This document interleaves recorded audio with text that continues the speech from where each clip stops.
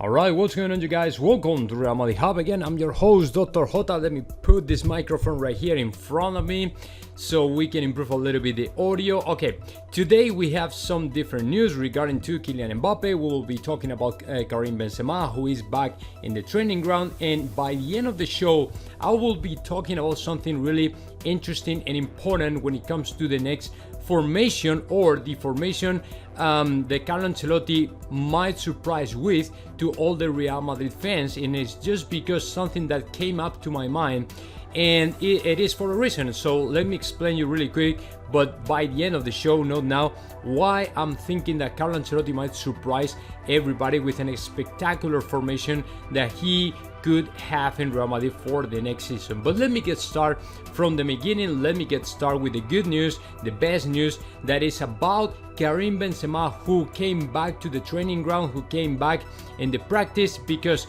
he tested negative in COVID-19, and against all the odds, the French player is back again, which is good for Real Madrid. I mean, as you know, we were expecting that Jovic was going to be in the starting 11 in the next debut of Real Madrid in La Liga, just because Karim Benzema had to quarantine himself after tested positive in COVID-19, because it is about 15 days quarantine. So we were pretty much assuming that Jovic was going to be in the starting 11 of Real Madrid. This is very good news though, because right after the interview that Luka Jovic said that he is wide open and flexible to leave Real Madrid this summer in another, like loanee or something like that, on loan to play in another team or something like that. In my opinion, there's no many other choices for Real Madrid when it comes to the position of striker. Actually, we only have to Karim Benzema, which is not good.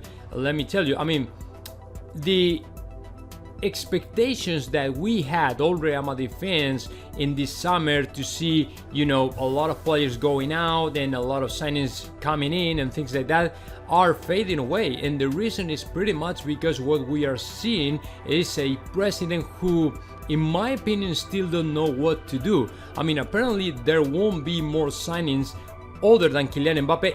If so, I mean, if it happens, but if it doesn't happen, if we are unable to sign Kylian Mbappe, according to all the reports in Madrid, in Spain, Real Madrid is not going to sign any other player.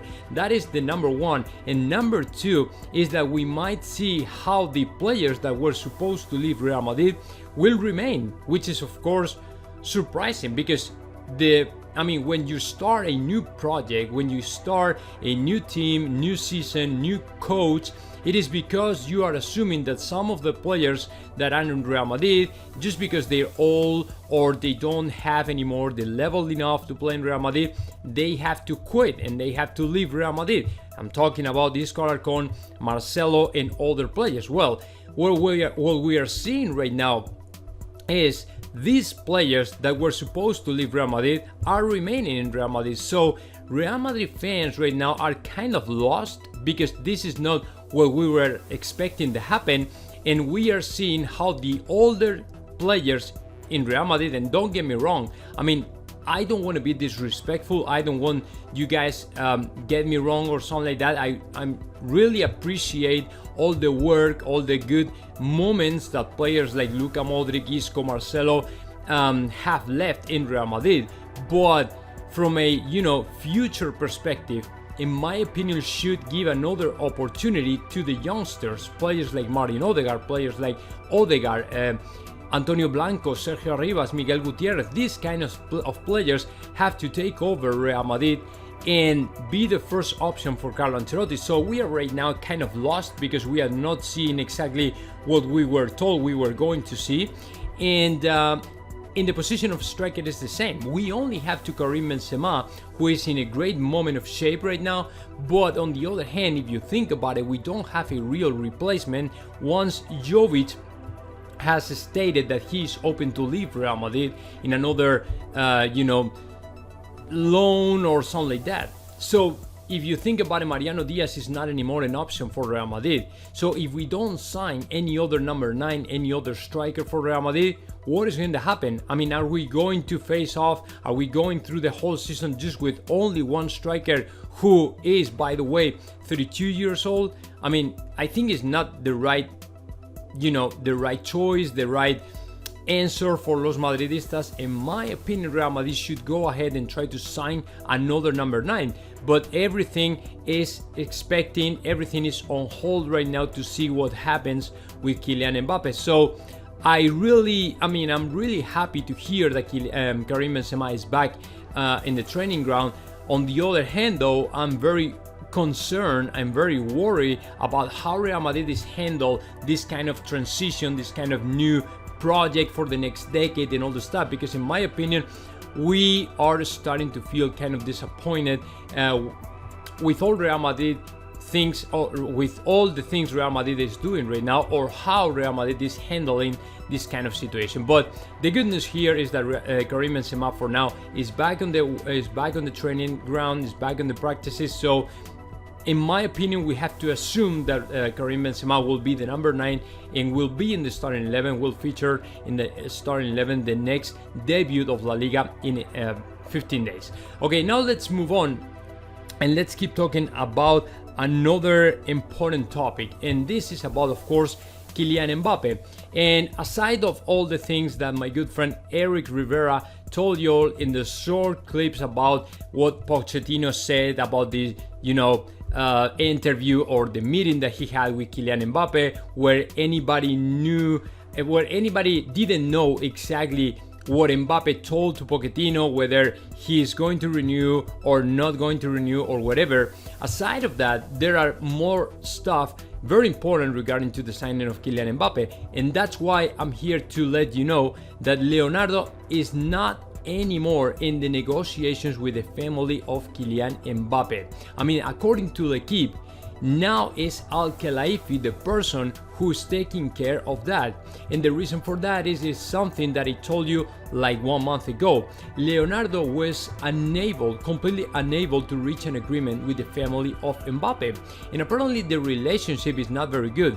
They didn't get along and they didn't understand each other. So that's why Al Khelaifi decided to take action and say, okay, I'm going to take care of this by myself, because this is the only way for renewing Kylian Mbappe. Because it's clearly that you, Leonardo, are not able to reach an agreement, and of course we want to wrap this whole thing up, and you are not the right person to be there. So according to the latest information, Al Khelaifi will take care of him by himself of the whole thing, and will try to reach an agreement with Mbappe's family, which is of course something difficult, because all the family, including Kylian Mbappe, are really committed to play in Real Madrid the next year. Maybe the next year, maybe this summer, nobody knows. But of course, if it's something really clear, crystal clear, is that Mbappe's family and Kylian Mbappe want to join Real Madrid. There's no doubt here, okay? So Leonardo is not anymore in the negotiations for Kylian Mbappe, and that is of course something really important, because if you think about it, all this kind of instability and this kind of turbulences and problems within the negotiation for Kylian Mbappe is obviously good for Real Madrid. And let me tell you another thing about Kylian Mbappe and Erling Haaland, because according to Fox Sports, Florentino Perez will, if he is unable to sign Kylian Mbappe this year, then will turn his mind to Erling Haaland and will try to sign to the Norwegian player for this year for Real Madrid. Okay, let me tell you what. If this kind of information, and this is a suggestion for you all, if this kind of information, when Real Madrid or Florentino Perez is allegedly chasing the signing of Erling Haaland, if this information is not coming from Madrid, from Spain, or Fabrizio Romano, just don't believe it. Don't pay attention to that and be skeptical, because this is not the most reliable source of information to be informed about Real Madrid. This is not the most legit information that I've read.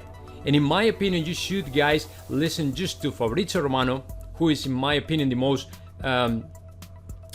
trustworthy, reliable source of information when it comes to signings and stuff, or some of the Spanish journalists who are very close to Florentino Perez, for example, Josep Pedrerol and others, Jose Felix Diaz and others, right? So to me, I'm not going to give any credit to this information because I don't think it is true.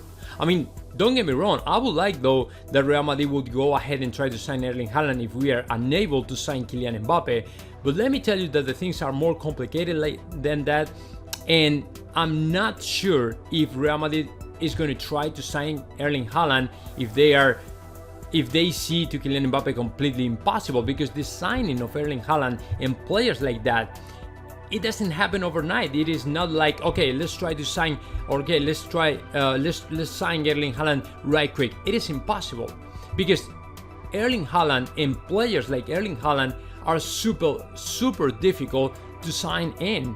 I mean, if you think about it, Erling Haaland is super important for Borussia Dortmund, and it's almost impossible Borussia Dortmund change his mind and let the guy go and let the player go to Real Madrid. It is almost impossible, right? So if we had to sign Erling Haaland, we would have to have a lot of meetings and calls and, you know, decisions and meeting decisions and all the stuff, because it's something that you have to prepare up front, right? That is not going to happen overnight.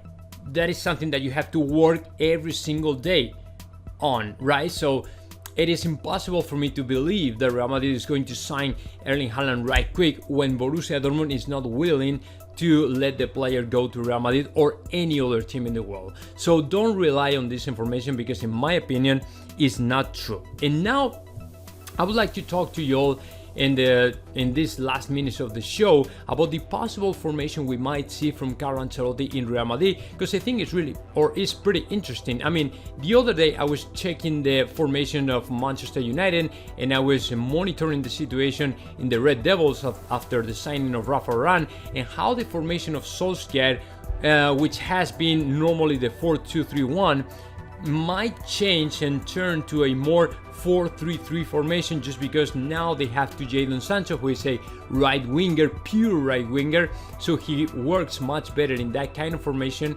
4-3-3, rather than the 4-2-3-1, right? So I was checking all the stuff and I thought, okay, why don't Ancelotti use this formation for Real Madrid? Because of course, if you see the last season of Real Madrid, the 4-3-3 is not anymore useful for Real Madrid. The 4-3-3 was good for Real Madrid when Cristiano Ronaldo, Gareth Bale and Benzema were in their prime, were in the peak of their form, right? If you play with 3 forwarders, it is because these forwards are able to score a lot of goals, create a lot of danger, to be super aggressive and all the stuff in a team very vertical and all the stuff, right? But when you have wingers like Marco Asensio, Hazard, Rodrigo, Vinicius, who don't score as many goals as we expect, in my opinion, it's a completely nonsense to use 3 forwards, right? So I changed my mind and I thought, okay, why don't we use a formation like Manchester United last year, 4-2-3-1? So that way you can use to the youngsters and try to replace the old legends like Luka Modric and Toni Kroos for younger players like Martin Odegaard and of course Fede Valverde. I mean, Fede Valverde and Toni Kroos are definitely not the same kind of player, right? I mean, Fede Valverde is more kind of Pogba, more box-to-box player, and while Toni Kroos is more, you know, long balls, long passes and all the stuff, not running back and forth all the time. That is not the kind of player. So you can replace so simple or that simple to Fede Valverde for Toni Kroos, or Toni Kroos for Fede Valverde, right? If you put to Fede Valverde in that position, it is because you have to change the formation to take advantage from all the resources and skills that Fede Valverde can provide. And in my opinion, in a 4-2 with 2 pivots like Fede Valverde and Casemiro, that'd be great, because that way you can keep the Casemiro in the defensive transitions, covering the back of Fede Valverde if he wants to go up and attack, you know, and help and assist to the attackers and all the stuff. So because Fede Valverde is able to run back and forth all the time, so he can keep and hold the rival when in a kind of defensive transition, but at the same time he can goes up and become another attacker for Real Madrid if he's able to reach the rival box, right? So that'd be great for Fede Valverde. And when it comes to Odegaard, that'd be great as well, just because he would be the kind of Bruno Fernandes that we need. I mean, in playing right in the behind of the striker, of the forward, right behind Benzema, in my opinion, Odegaard can provide a lot of stuff. And if he also can be escorted by players like Vinicius Jr.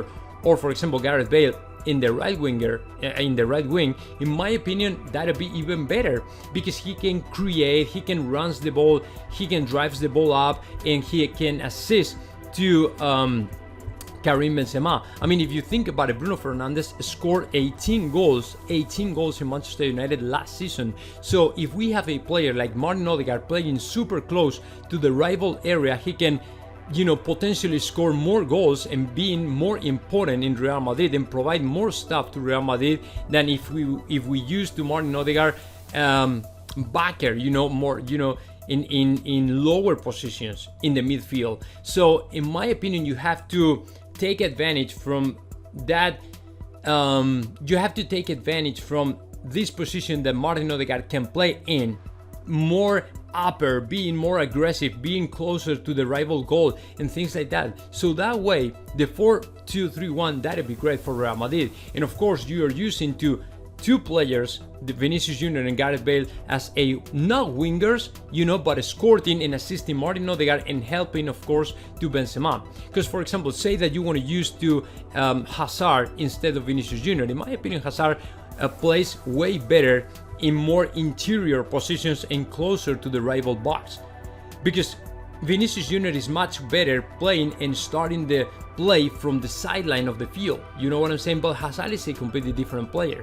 So the 4-2-3-1 formation might be a possibility for Real Madrid, might be a possibility for Carlo Ancelotti, and I wouldn't be surprised if Carlo Ancelotti wants to go ahead and try it. So now let me know your thoughts about that. I mean, what do you guys think about that kind of formation, or what are, in your opinion, what is in your opinion what Carlo Ancelotti is going to use in Real Madrid, because I want to hear about that. So don't forget to hit the subscribe button right now, and of course, see you in the next video.